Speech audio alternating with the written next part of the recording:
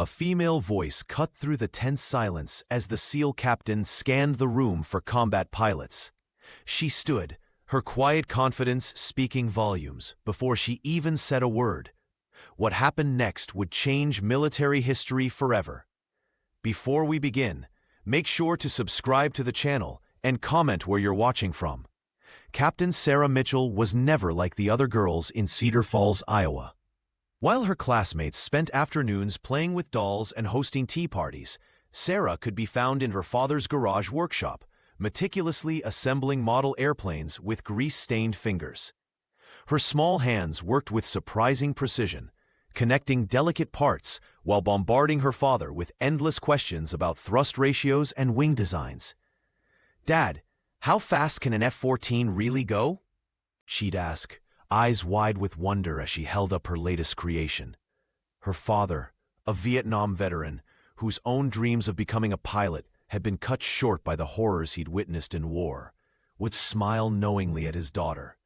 "Fast enough to touch the stars, mija," he'd reply, using the Spanish term of endearment that Elena, Sarah's mother, had taught him. The garage walls were plastered with aviation posters and technical diagrams that Sarah had collected from magazines and library books. By age 9, Sarah had convinced the local mechanic, Mr. Donovan, to let her watch him work after school. While other parents worried about their daughters' social lives, Elena Mitchell watched her child come home with oil-stained overalls and a vocabulary that included terms like combustion chamber and aileron control. "The other mothers think I'm crazy," Elena confided to her husband one evening, her gentle Spanish accent more pronounced when she was concerned. "But I see something in her eyes when she talks about flying." Sarah's bedroom ceiling was a constellation of model aircraft hanging from fishing line, each one meticulously painted and positioned in formation. At night, she'd lie beneath them, imagining herself at the controls, soaring through clouds and executing perfect barrel rolls. On her 12th birthday, her father salvaged an old airplane seat from a scrapyard and installed it in their basement with rudimentary controls made from plywood and spare parts. Sarah spent hours in that makeshift cockpit, running through imaginary pre-flight checklists and emergency procedures she'd memorized from flight manuals. "Most girls want ponies," her father joked to friends. "Mine wants afterburners." The local library became Sarah's second home, where she devoured every book on aviation history, aerodynamics, and military aircraft. The librarian eventually gave her special permission to access technical manuals normally reserved for college students. Even as a child, there was something in Sarah's determined gaze that spoke of destinations far beyond the cornfields of Iowa. When she looked skyward, tracking the occasional commercial airliner that passed over their small town, her eyes reflected not just the aircraft, but the limitless possibilities she saw above her, possibilities that would one day carry her into history. Cedar Falls High School, 1985. The guidance office smelled of paper and disappointment as Sarah Mitchell sat across from Mrs. Henderson, the school counselor, whose pearl necklace seemed to tighten with every word Sarah spoke. "Fighter pilot? Honey, that's a man's world, Mrs." Henderson said, sliding a community college brochure across the desk. "Why not consider nursing or teaching, something more suitable?" Sarah's fingers curled around the edge of her chair. This wasn't the first time someone had tried to clip her wings before she'd even learned to fly. Throughout her teenage years, she'd faced raised eyebrows and patronizing smiles whenever she mentioned her dreams of soaring through the clouds in a military aircraft. "I've already applied to the Air Force Academy," Sarah replied, her voice steady, despite the familiar ache of being underestimated. At home that evening, Sarah found her mother Elena in the kitchen, the scent of simmering beans and rice filling the modest two-bedroom house. Elena Mitchell had come to Iowa from Spain as a young bride, bringing with her a fierce determination that had helped her family weather countless Midwestern winters and small-town prejudices. "Mrs. Henderson says I should be more realistic," Sarah confessed, slumping at the kitchen table. Elena wiped her hands on her apron and sat beside her daughter. Mi cielo, she said, her accent wrapping around the words like a warm embrace. The sky doesn't care if you're a boy or a girl. It only cares if you have the courage to claim it. In the garage, Sarah's father was rebuilding an old carburetor, his hands steady despite the shrapnel still lodged in his shoulder from Vietnam. When Sarah repeated the counselor's words, he simply looked up from his work, grease streaking his weathered face. "That woman's never felt the freedom of flight," he said. "Don't let someone who's never left the ground tell you how high you can soar." While other teenagers in Cedar Falls worried about prom dates and football games, Sarah spent her weekends studying physics and aerodynamics. She ran 5 miles every morning before school, built her upper body strength with pull-ups on a bar her father installed in the doorway, and took advanced mathematics courses that left even her teachers struggling to keep pace.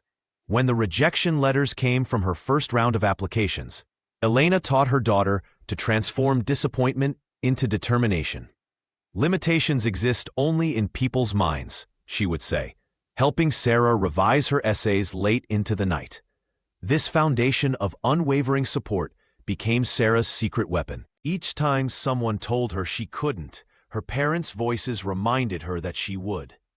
And in the quiet determination of a teenage girl from Iowa, a future combat pilot was taking shape, preparing to rise above every expectation. The day Sarah Mitchell left Cedar Falls for the Air Force Academy, it seemed the entire town had gathered at the bus station. Her father stood tall in his faded Vietnam veteran's cap, while Elena clutched a handkerchief, her eyes brimming with pride despite the tears. The local newspaper photographer captured the moment, the small-town girl with big dreams heading off to Colorado Springs.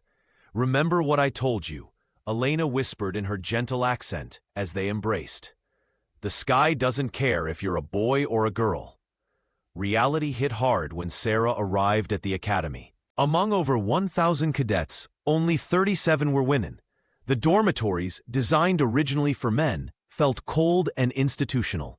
Her first night, she unpacked her small bag, arranging her few personal items on the metal desk beside her narrow bed. The physical demands began immediately. 5-mile runs before dawn, obstacle courses that left her muscles screaming, push-ups until her arms trembled. While many male cadets had prepared their entire lives for this, Sarah found herself struggling to keep pace, often finishing near the back of the pack. "Mitchell, pick up those feet," the drill instructor would shout. "You're holding up the entire squadron." Academics proved equally challenging. Advanced mathematics, engineering principles, aerodynamics, subjects that fascinated her but required hours of late-night study. Sarah would often work until 2 in the morning, only to rise again at 5 for physical training. The social isolation was perhaps the hardest part. In the mess hall, empty seats often surrounded her. Conversations would halt when she approached. One senior cadet openly questioned whether women belonged in combat roles at all. "You'll crack under pressure," he told her during a tactical exercise. Combat isn't for everyone. Lying awake in her dormitory bed, Sarah would stare at the ceiling, questioning her choices.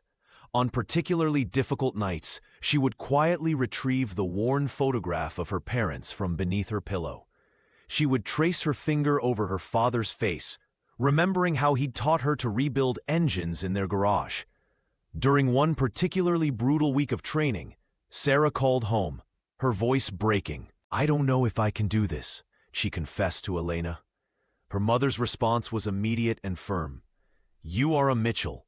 We don't give up when things get hard." That night, Sarah taped a small note above her desk. "The sky doesn't care." It became her mantra through the grueling months that followed. When her muscles ached, when classmates dismissed her, when instructors pushed her to her limits, those words kept her moving forward, one determined step at a time. Sarah Mitchell's sophomore year at the Air Force Academy marked a turning point. After months of grueling physical training and academic challenges, her natural talents began to emerge. In advanced aerodynamics class, while other cadets struggled with complex calculations, Sarah solved problems with an intuitive ease that caught attention. Colonel James Wright, a decorated pilot with 3 tours in Desert Storm, noticed her exceptional aptitude during a flight dynamics simulation. While observing from the back of the classroom, he watched as Sarah not only completed the exercise, but identified an alternative approach that even the instructor hadn't considered. "You have a gift for understanding how aircraft behave in stress conditions," Colonel Wright told her after class, his weathered face serious beneath salt and pepper hair. "You have something special. Don't let anyone convince you otherwise." The colonel's recognition gave Sarah newfound confidence. She began spending extra hours in the simulator, mastering maneuvers that senior cadets found challenging. Her academic performance soared alongside her practical skills, earning reluctant respect from classmates who had dismissed her earlier. On a crisp autumn morning, Sarah prepared for her first solo flight in a T-6 Texan trainer. As she completed her pre-flight checks, her hands moved with practiced precision across the controls. The weight of the moment wasn't lost on her. This flight represented everything she had worked toward since building model airplanes with her father in their Iowa garage. "Remember your training, Mitchell," the flight instructor said, stepping away from the aircraft. "The sky is yours today." Taking off alone, Sarah felt a surge of exhilaration as the wheels left the ground. At 3,000 feet, with nothing but blue sky around her and the Rocky Mountains on the horizon, she executed a perfect series of turns and altitude changes. For those precious minutes, she wasn't fighting to prove herself or breaking barriers. She was simply a pilot, at one with her aircraft. When she landed, Colonel Wright was waiting on the tarmac. He didn't say much, but his approving nod spoke volumes. In his 30 years of service, he had developed an eye for natural pilots, and Sarah Mitchell had all the markers of excellence. "How did it feel up there?" he asked as she removed her helmet. "Like I was exactly where I'm supposed to be, sir," she replied, unable to suppress her smile. The colonel nodded. "That's how you know. You're not just learning to fly, Mitchell. You're discovering who you are." That evening, Sarah called her parents in Cedar Falls. As she described the feeling of solo flight to her father and Elena, she could hear the pride in their voices. Her journey was just beginning, but today had confirmed what her family had always believed. Sarah Mitchell belonged in the sky. Sarah Mitchell graduated 3rd in her class at the Air Force Academy, a testament to her relentless dedication and natural aptitude. The Cedar Falls Gazette ran a front-page story celebrating their hometown hero, featuring a photo of Sarah in her press uniform, standing tall beside her beaming parents. The entire town buzzed with pride.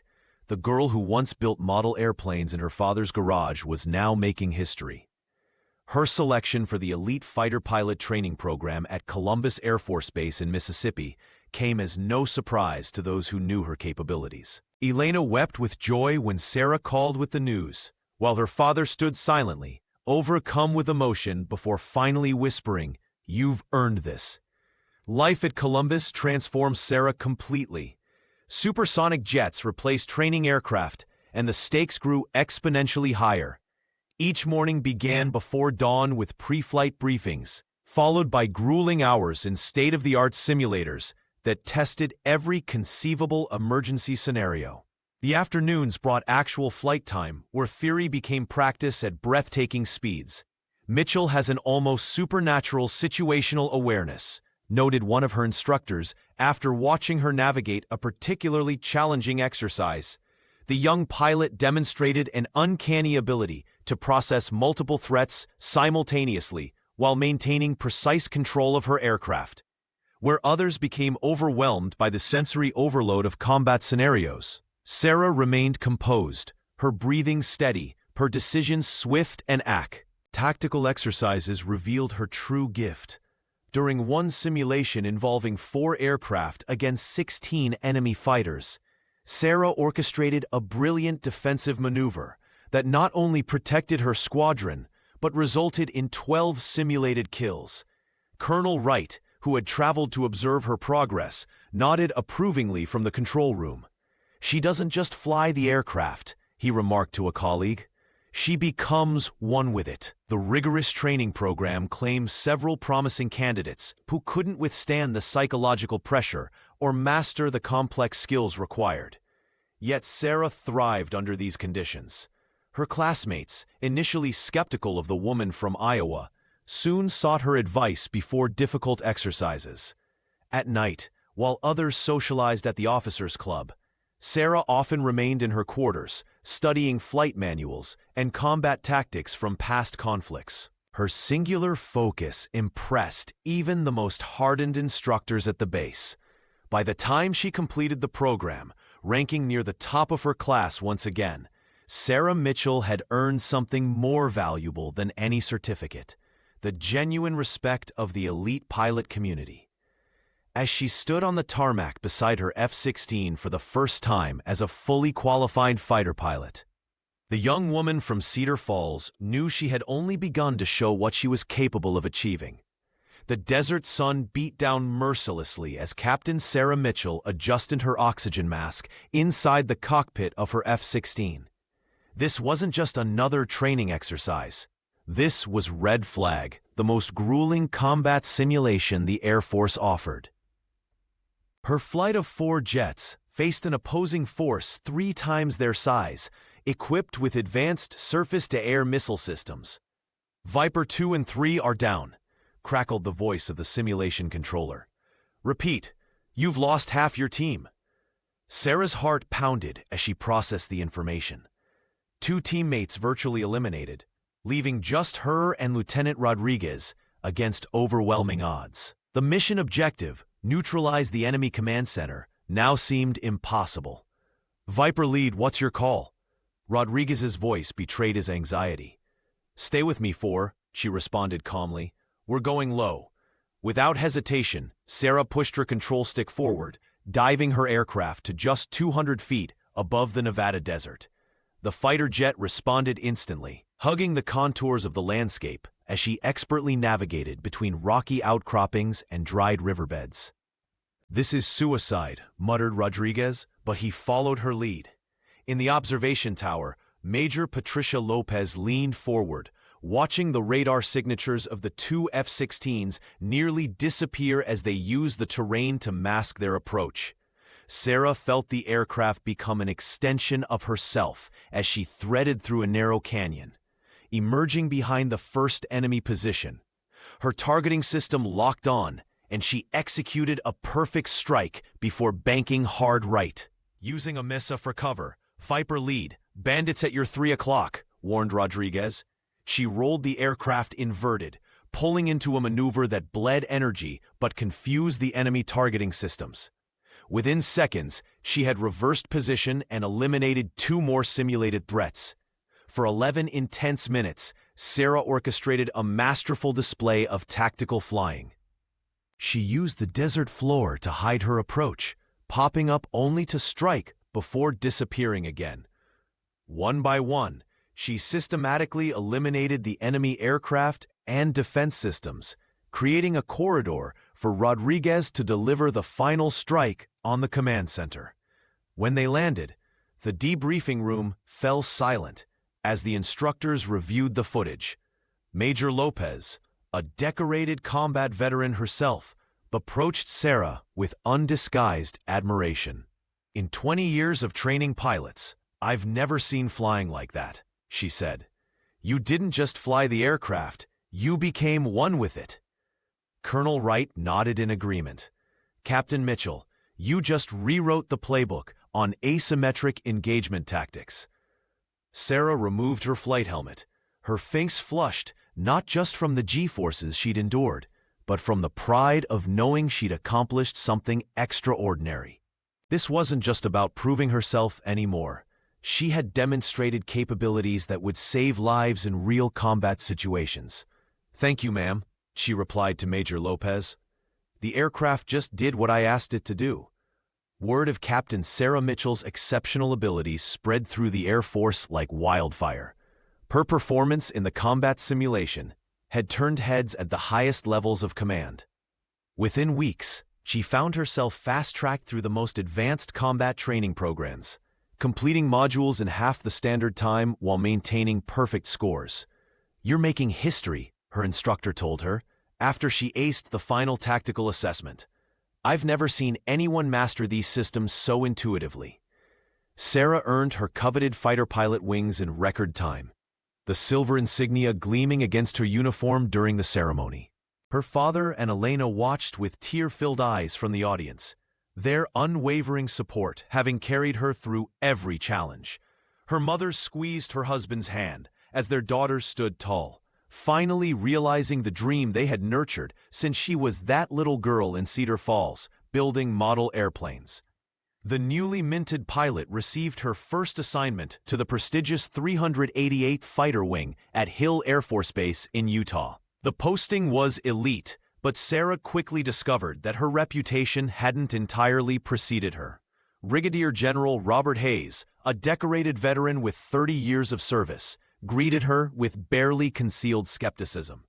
"Your scores are impressive on paper, Mitchell," he said during their first meeting. "But real combat isn't a simulation. People die when mistakes happen." The young officer met his gaze steadily. "I understand completely, sir. I'd appreciate the opportunity to demonstrate my capabilities." Over the following weeks, she did exactly that. During training exercises, Sarah consistently outperformed pilots with years more experience. Her aircraft handling displayed a rare combination of precision and creativity that even Hayes couldn't ignore. By the end of her second month, the general's doubts had visibly eroded. "You fly like you were born in that cockpit," he admitted after observing a particularly challenging maneuver. The comment, though brief, represented a significant victory. When deployment orders came for the Middle East, Sarah felt a complex mix of emotions. This would be her first real combat mission, the ultimate test of everything she had worked toward. As she packed her gear, she caught her reflection in the mirror of her barracks room. The face looking back seemed simultaneously familiar and changed. She thought of all the women who had been told their dreams were impossible, who had been directed toward more suitable paths. Sarah understood that she carried their aspirations alongside her own. The weight of this responsibility settled on her shoulders as she boarded the transport aircraft. But rather than burdening her, it strengthened her resolve. The desert awaited, and with it, the chance to prove that courage knew no gender.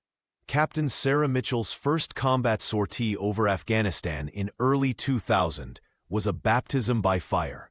Flying her F-16 through a gauntlet of anti-aircraft fire, she delivered precision strikes on 3 enemy installations without a single civilian casualty. As she landed back at base, the ground crew noticed something unusual. Her hands weren't shaking like most first-timers. "Never seen anything like it," her crew chief remarked as Sarah climbed down from the cockpit, her face betraying nothing but focused determination. Word of her composure under fire spread quickly through Bagram Airfield. What impressed her commanding officers wasn't just her technical skill, but her tactical decision-making, the ability to adapt mission parameters in real time while maintaining absolute precision. Within 6 months, she had flown 15 successful combat missions, each one adding to her growing reputation. By 2002, the pilot had earned the Distinguished Flying Cross for extraordinary achievement during Operation Mountain Storm. During that mission, Sarah had flown through a blinding sandstorm to provide critical air support for a ground team pinned down by enemy fire. Despite near-zero visibility, she executed 3 perfect strikes that neutralized the threat without endangering friendly forces. "Mitchell flies like she has radar in her bones," Brigadier General Hayes remarked during the commendation ceremony. His earlier skepticism completely evaporated.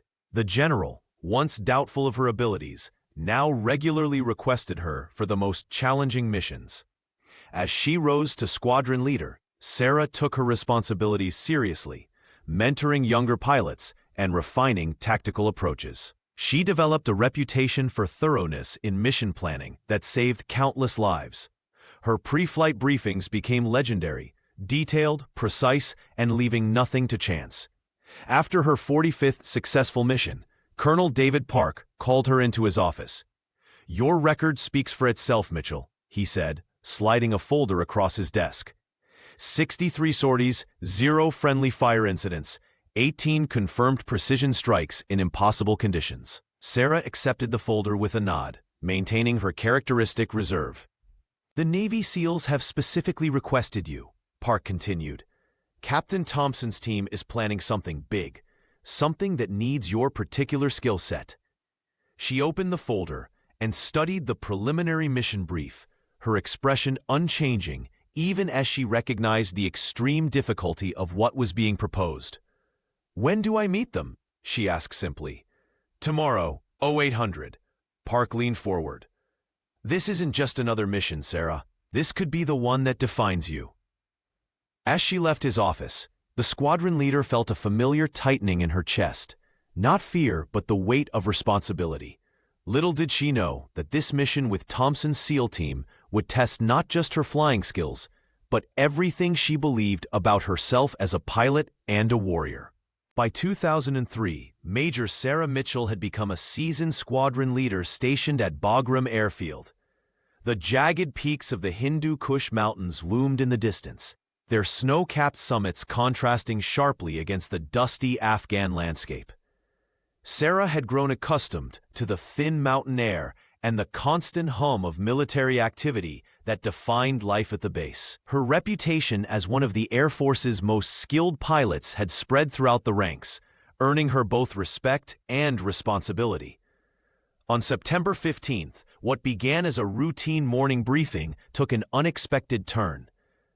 Sarah was reviewing flight patterns when Colonel David Park entered the room with a visitor in tow. The colonel's usual formal demeanor seemed heightened by the presence of the stranger. "Major Mitchell, this is Captain Marcus Thompson of the Navy SEALs," Park announced, gesturing to the man beside him. The SEAL captain stood with the unmistakable bearing of Special Operations personnel. His weathered face and intense gaze spoke of countless missions, while his muscular frame remained perfectly still as he assessed her. Thompson extended a calloused hand, which Sarah shook firmly. "Your reputation precedes you, Major," he said, his voice carrying the directness typical of Special Forces operators. "I've heard about your work in the northern sector." The colonel excused himself, leaving Sarah alone with the SEAL. Thompson wasted no time with pleasantries. "We have an operation planned in the Tora Bora region," he explained, spreading a detailed topographical map across the table. "Intelligence suggests high-value targets have established a compound here." His finger tapped a location nestled between steep mountain ridges.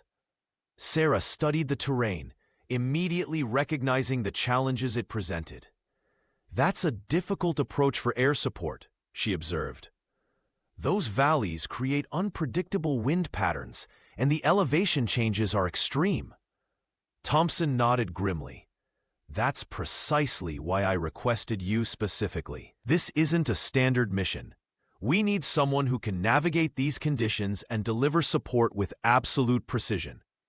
The captain outlined the operation parameters, describing a compound hidden in terrain that most pilots would consider impossible to target effectively. As he spoke, Sarah realized why her particular skills were being sought. The mission would require flying at dangerously low altitudes through narrow mountain passes, with zero margin for error. "How soon?" she asked, already mentally preparing for the challenge. 48 hours, Thompson replied. "My team moves out at 0200 on the 17th. Sarah nodded, understanding the weight of what was being asked of her. This wouldn't be just another mission. It would test the limits of her abilities in one of the most unforgiving environments on Earth. Captain Marcus Thompson spread the satellite imagery across the makeshift planning table at Bagram Airfield. His weathered hands traced the contours of a narrow valley nestled deep within the Hindu Kush Mountains of Afghanistan. Sarah Mitchell leaned forward, studying the terrain with practiced eyes. "This compound sits in a death trap," Thompson explained, pointing to a cluster of buildings. "Valley walls rise 3,000 feet on 3 sides, one way in, one way out. The SEAL captain glanced at Sarah. And they've got Russian-made anti-aircraft systems that would make most pilots turn back. Sarah absorbed every detail of the mission brief. The compound housed high-value targets and intelligence that could save countless lives. But the approach required threading an aircraft through terrain that defied conventional flight paths. "That's why I asked for you specifically, Captain Mitchell," Thompson continued. "Your reputation precedes you." Sarah raised an eyebrow. "What reputation is that, exactly?" A rare smile crossed the SEAL's face. "That you fly like you were born in the sky. That you can put ordnance through a window from angles that shouldn't be possible." The planning session stretched into hours. Sarah worked methodically, calculating fuel requirements, weapons loads, and approach vectors. She sketched alternative flight paths, factoring in wind patterns through the valley and potential defensive positions. "If you come in from the northeast at this angle," she suggested, "we can use the mountain shadow to mask your team's approach." Lieutenant Carlos Mendez, one of Thompson's team members, studied her calculations with growing respect. "Most pilots wouldn't even attempt this," he remarked. "Most pilots haven't flown the canyons I have," Sarah replied without looking up. As night fell, the planning room emptied, except for Sarah and Thompson.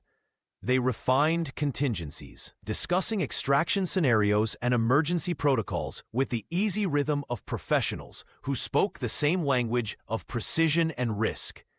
"Your team will have approximately 8 minutes to complete the objective before reinforcements can arrive from the neighboring village," Sarah noted, tapping the map. "I can provide cover for 14 minutes before fuel becomes critical." Thompson nodded, studying her face. "You know, when they told me a woman pilot was assigned to our air support, some of my men had concerns." Sarah had heard this before. She waited, expression neutral. "Those concerns lasted about 5 minutes into our first briefing," he continued. "Now they're just grateful to have the best." For the first time since arriving at Bagram, Sarah felt a weight lift from her shoulders. Here, in this room with these elite warriors, she wasn't a female pilot. She was simply a pilot, a tactical equal whose expertise was valued without qualification.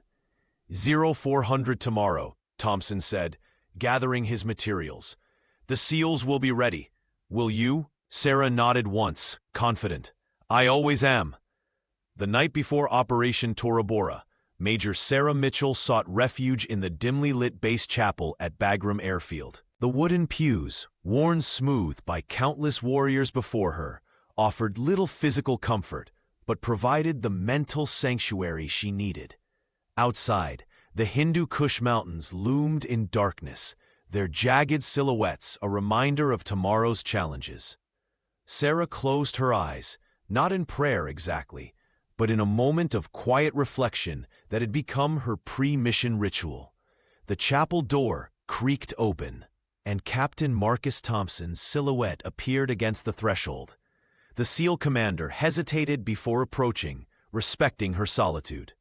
"Mind if I join you?" he asked, his voice softer than during their tactical briefings.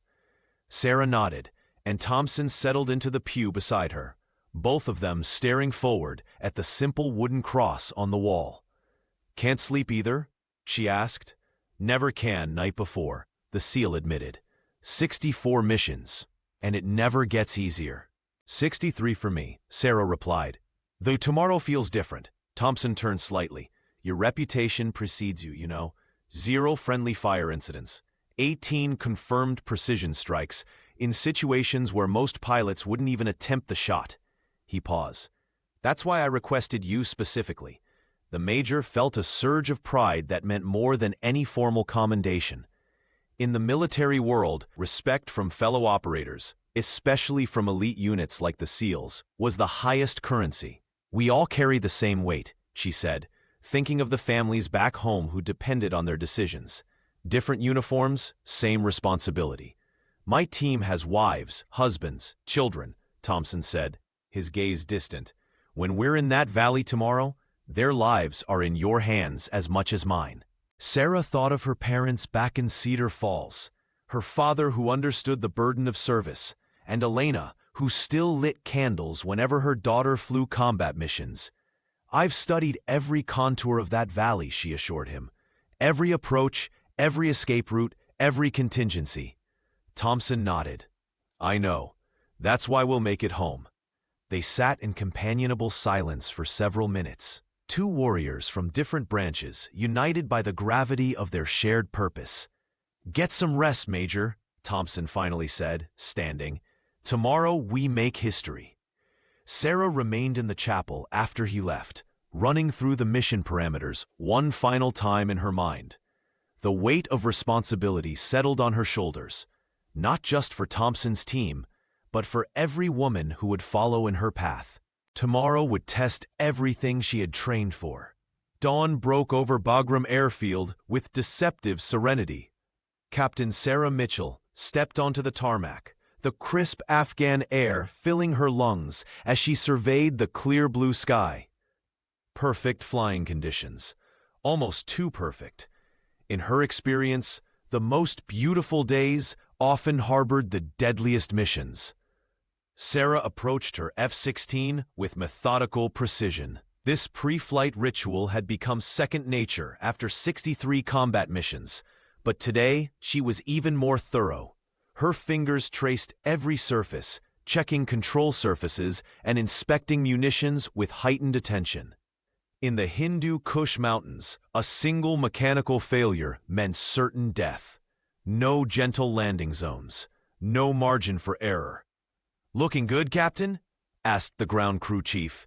"She's ready," Sarah replied, patting the aircraft's fuselage. "And so am I." The mission brief replayed in her mind as she climbed into the cockpit. Captain Marcus Thompson and his SEAL team would be inserting near the compound in the Narrow Valley, a location so remote and dangerous that only the most elite forces would attempt such an operation. Her job was to provide eyes from above and, if necessary, deadly force from the heavens. As she taxied toward the runway, Sarah radioed operations. "Falcon 1 ready for takeoff." "Falcon 1, you are cleared for takeoff." "Godspeed, Captain." The fighter jet roared down the runway, and Sarah felt the familiar surge of power as the aircraft lifted into the air. Banking east, she climbed to cruising altitude, the rugged landscape of Afghanistan unfolding beneath her like a relief map. The radio crackled with Thompson's voice, confirming his team was approaching the insertion point. "Copy that, Viper team," she responded, using their mission call sign. "I'll establish overwatch at your mark." Sarah guided her aircraft toward the target coordinates, the navigation system confirming her approach to the valley. Below, the SEAL team would be rappelling into position, 8 men carrying enough firepower for 20. Moving with the silence of shadows across terrain that had claimed countless lives throughout history. She reduced altitude, positioning herself for optimal surveillance while remaining beyond the range of potential anti-aircraft weapons. Her sensors swept the area, creating a real-time tactical map that she could relay to Thompson's team. "Viper lead, this is Falcon 1. I have eyes on your position and surrounding terrain. No movement detected on approach vectors Alpha through Charlie." "Copy that, Falcon," Thompson's voice came back, slightly breathless from exertion. "Team is on the ground and moving to first waypoint." Sarah's fingers hovered near the weapons system's controls, her mind calculating distances, wind variables, and potential escape routes. The mission had officially begun, and she was the guardian angel watching over 8 men who were now completely dependent on her eyes, judgment, and precision. "I'm with you every step," she said quietly. More to herself than over the radio, every step. The mission deteriorated with shocking speed. Captain Marcus Thompson's voice crackled through Sarah's headset, tension straining his normally controlled tone. "Stalker 1 to Eagle 6, we are taking heavy fire from multiple positions. Intel was wrong. There are at least 30 hostiles, not 12. Sarah Mitchell banked her F-16 sharply, scanning the rugged terrain below. The narrow valley had transformed into a deadly funnel of gunfire. Through her cockpit, she can see muzzle flashes erupting from rocky outcroppings and shallow caves that intelligence had missed entirely. "Copy Stalker 1. What's your position?" she responded, already adjusting her targeting systems.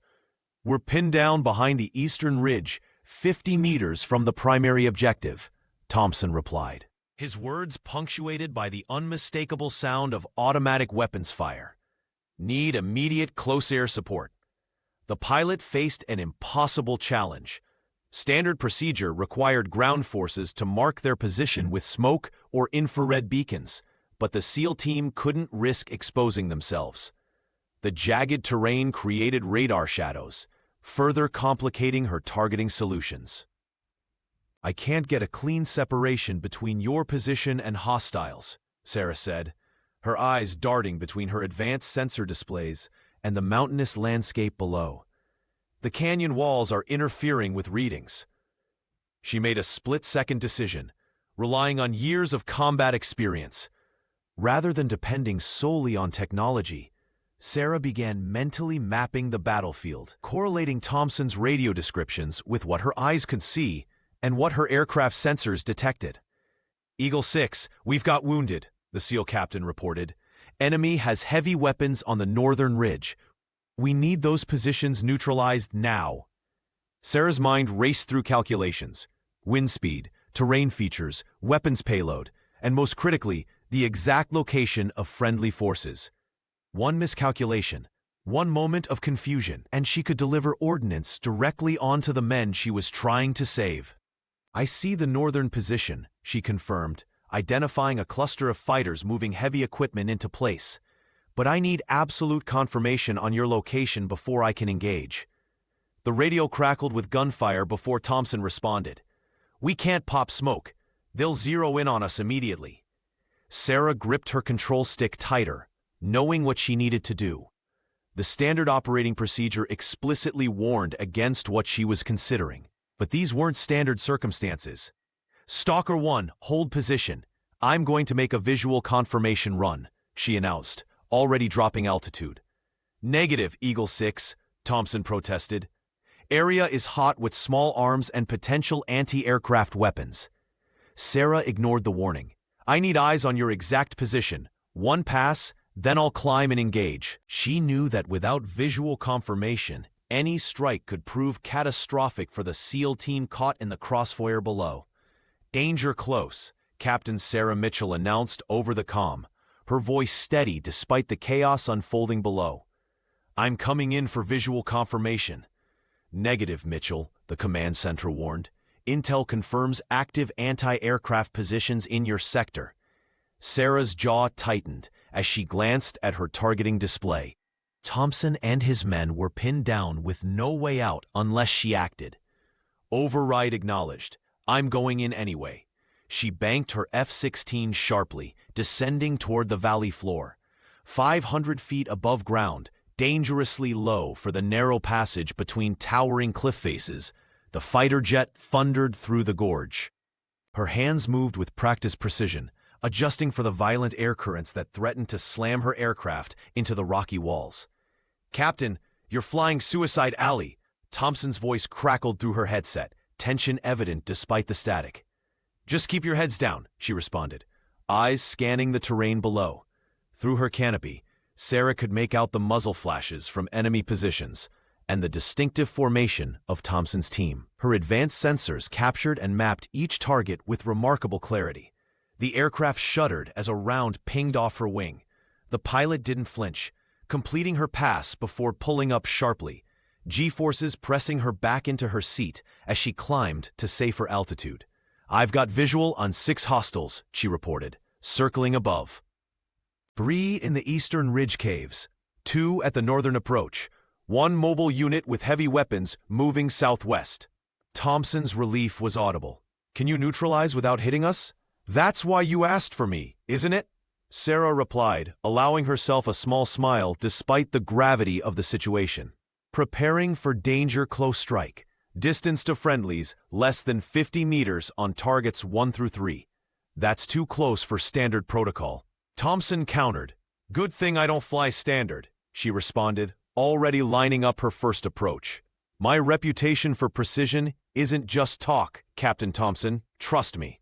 The SEAL's voice came back after a brief pause. We're trusting you with our lives, Mitchell. Sarah took a deep breath, centering herself. Every combat mission she'd flown, every simulation she'd mastered, every doubt she'd overcome, all of it had prepared her for this moment. The lives of Thompson's team depended on her ability to place ordnance with surgical accuracy. Commencing run, she announced, her voice calm as she pushed the throttle forward. Keep your heads down, gentlemen. I won't miss. For 10 minutes, Captain Sarah Mitchell became one with her F-16, executing a symphony of precision that would later become legendary in military circles. Her first strike hit an enemy mortar position just 30 meters from Thompson's men. The explosion sent debris skyward, but not a single fragment touched the SEALs. Target 1 eliminated, Key reported calmly, banking hard right for her second approach. The fighter jet responded to her touch like an extension of her own body. Sarah's second and third strikes neutralized machine gun nests that had pinned down half of Thompson's team. 4 targets down, she confirmed, her voice steady despite the adrenaline coursing through her veins. Through her advanced sensors, she tracked the 5th target, a group of fighters attempting to flee up a ridge. With surgical precision, she delivered a missile that collapsed their escape route, forcing them to surrender to the approaching SEALs. The 6th target posed the greatest challenge, a heavy weapons position nestled deep in a ravine. Military doctrine explicitly discouraged pilots from attempting strikes in such confined spaces, where the slightest miscalculation could send a multi-million-dollar aircraft into the mountainside. I need to make a run through the ravine, Sarah announced over the secure channel. It's the only angle for a clean strike. Negative, Mitchell, came the immediate response from command. Too risky. Clearance is less than 50 meters. Thompson's voice cut through. My men are pinned down. We need that position neutralized. Sarah made her decision. I'm going in. She rolled her aircraft into position, descending rapidly toward the narrow opening between the cliff faces. The ravine walls rushed past her canopy, so close she could see individual rock formations.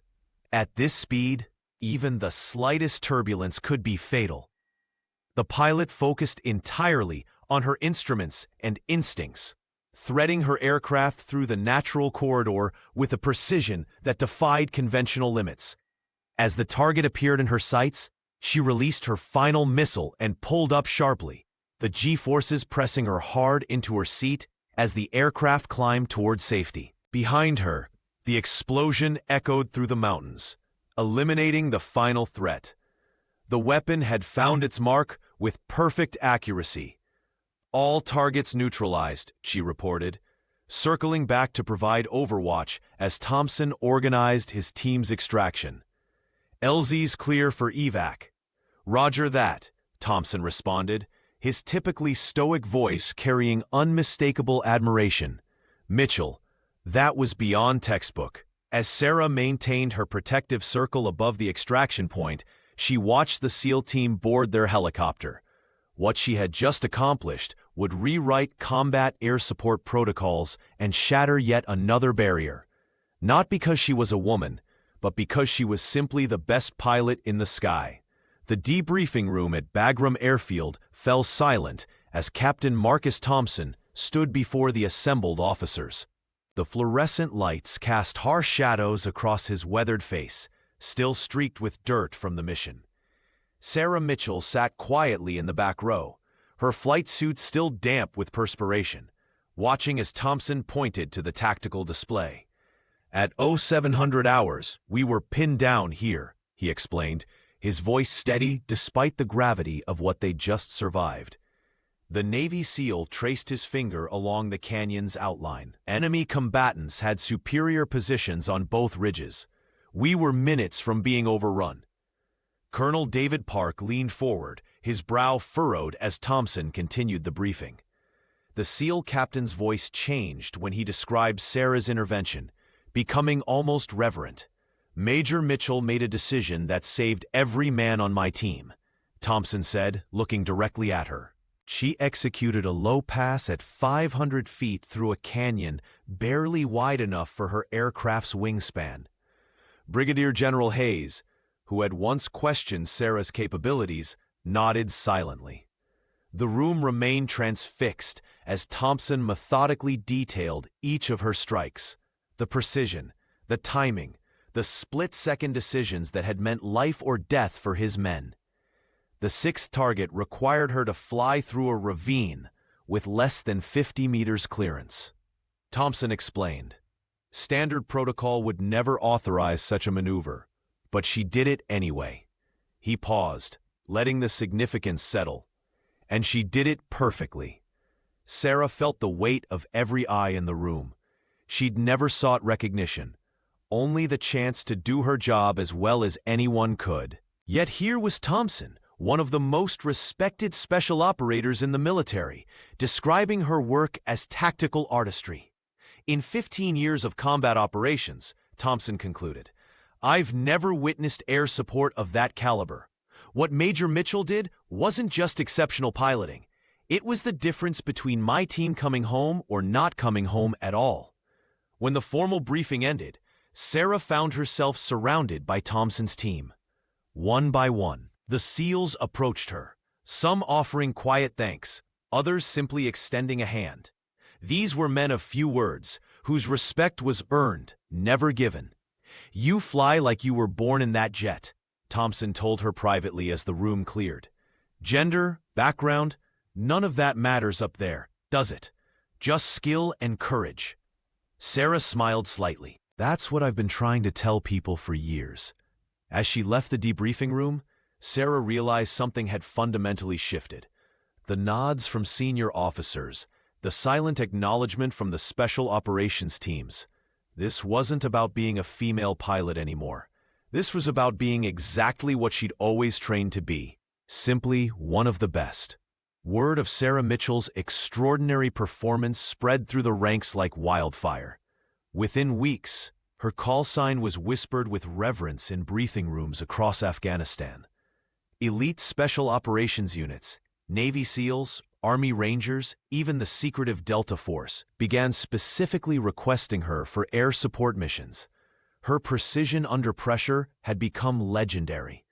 Mitchell flies like she can see through mountains, one SEAL commander remarked during mission planning. The request forms no longer specified experienced combat pilot, but simply Captain Mitchell if available. More significant than the admiration from Special Forces was the shift among her fellow Air Force pilots. The sidelong glances and whispered doubts had evaporated completely. Sarah was no longer viewed as a woman pilot trying to prove herself. She was simply recognized as an exceptional aviator who happened to be female. Her gender had become irrelevant compared to her skill. Colonel Wright pulled her aside after a briefing at Bagram. "You've changed things here, Sarah," he said, his weathered face breaking into a rare smile. "I knew you would." The captain found herself increasingly approached by younger officers seeking guidance. Lieutenant Rebecca Torres, a recent academy graduate and one of only 3 female pilots in her squadron, became something of a protege. During late nights at the base chapel, the only quiet place they could find, Sarah shared hard-earned wisdom with the lieutenant. "They'll watch your first 3 landings more closely than anyone else's," she told Torres one evening. Both women still in their flight suits after a long mission. "They're waiting for you to flinch or overcorrect. Don't give them the satisfaction." Rebecca absorbed every word. "How did you handle the pressure?" she asked. Sarah gazed through the chapel window toward the flight line where aircraft waited in the darkness. "I stopped trying to prove I belonged and focused on being so damn good they couldn't ignore me. In combat, precision is the only language that matters." The captain developed a mentoring program for junior officers, emphasizing that excellence transcended gender. Her approach was straightforward. If you can put a 2,000-pound bomb within 5 meters of target while flying at 400 knots, nobody cares what bathroom you use. Sarah's father called from Cedar Falls, his voice thick with emotion after reading about her in Stars and Stripes. Your mother always said the sky doesn't care if you're a boy or a girl, he reminded her. She was right, Sarah replied softly. But it took a while for everyone else to figure that out. The partnership between Captain Sarah Mitchell and Captain Marcus Thompson's SEAL team evolved into something unprecedented in military operations. Sarah had become their primary air support pilot, a role that transcended traditional military boundaries. Their symbiotic relationship was built on mutual respect and an almost telepathic understanding of each other's tactical approaches. Mitchell knows what we need before we ask for it, Thompson told his commanding officers when requesting her specifically for their operations.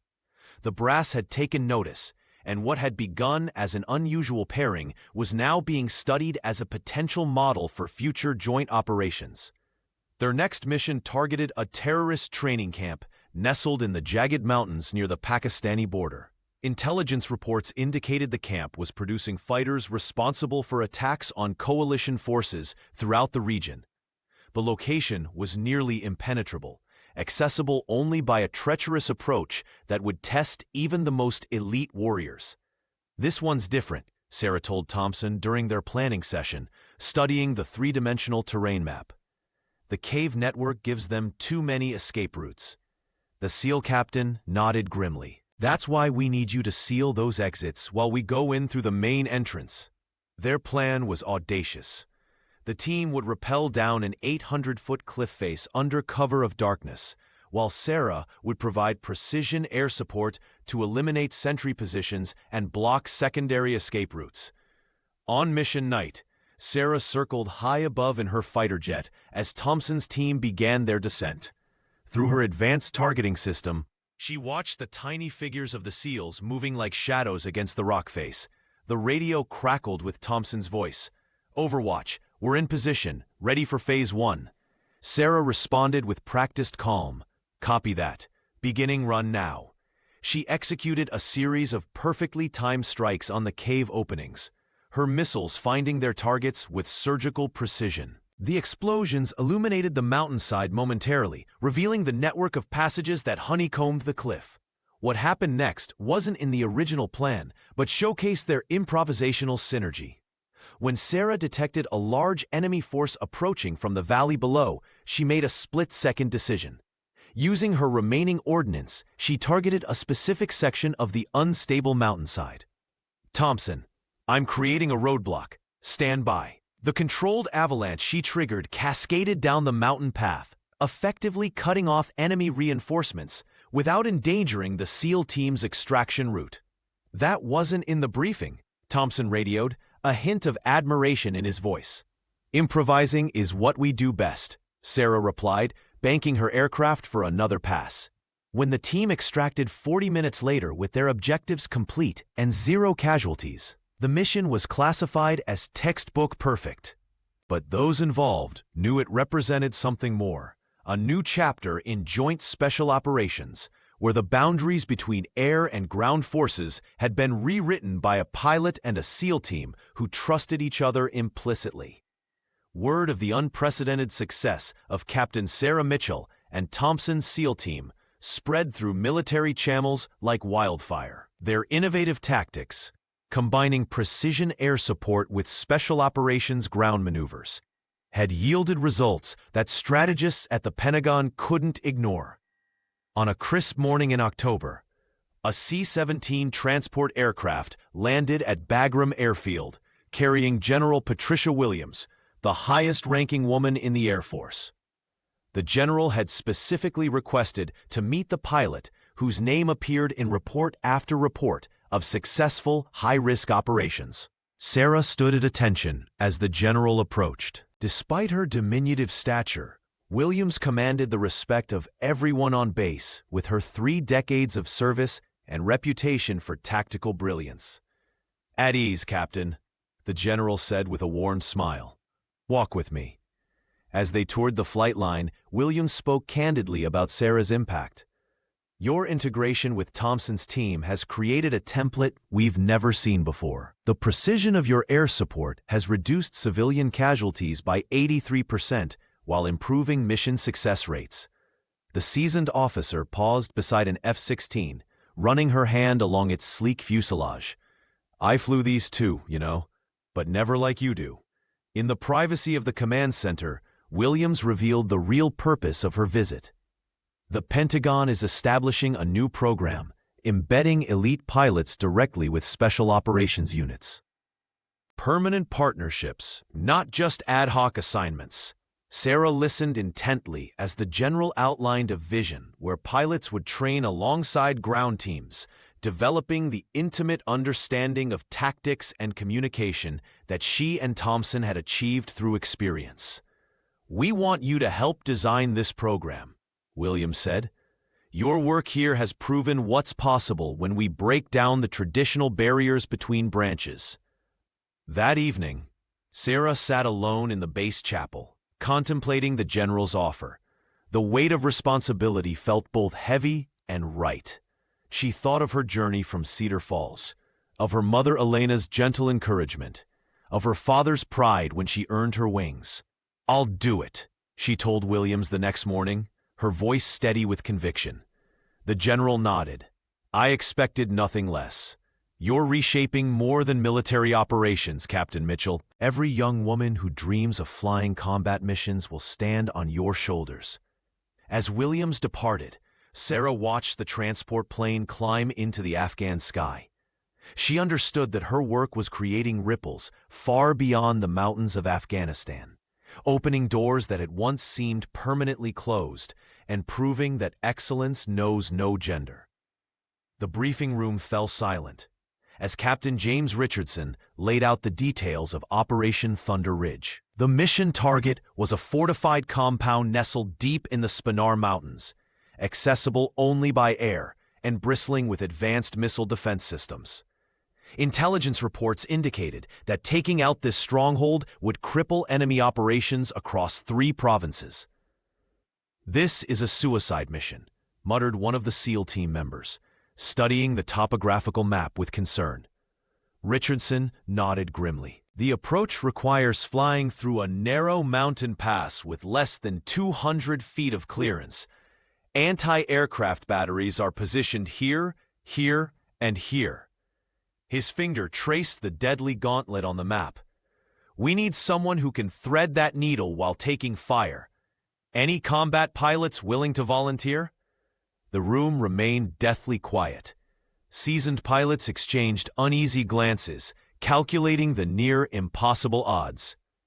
Then, from the back of the room, Captain Sarah Mitchell rose quietly to her feet. "I'll take the mission, sir," she said, her voice calm but resolute. All heads turned. The seasoned Air Force pilot stood tall, her expression revealing nothing but quiet confidence. Several officers whispered among themselves, but Thompson, seated near the front, simply nodded with a knowing smile. "Captain Mitchell," Richardson said, studying her closely, "you understand what we're asking? The margin for error is 0. "I understand completely," Sarah replied. "I've studied the terrain. With your permission, I'd like to suggest a modified approach using the eastern ridge as cover until the final approach." For the next 20 minutes, she outlined her tactical plan with such precision that even the most skeptical officers in the room began nodding in agreement. Her intimate knowledge of both aircraft capabilities and mountain warfare tactics silenced any remaining doubts. 3 days later, as dawn broke over the Afghan mountains, Sarah guided her fighter jet through the treacherous pass. Anti-aircraft fire erupted from below, but she executed a series of maneuvers that seemed to defy physics, staying just ahead of the tracking systems. Her targeting was flawless, 6 precision strikes that neutralized the compound's defenses without a single civilian casualty. When she returned to base, General Williams was waiting. "That was the finest display of combat flying I've ever witnessed," the senior officer said, genuine admiration in her eyes. Sarah's achievement did more than secure a critical military objective. It permanently changed perceptions throughout the armed forces. Young women at the academy now studied her tactics. Her name became synonymous with excellence, regardless of gender. "You didn't just complete a mission today. Thompson told her later, "You rewrote the book on what's possible."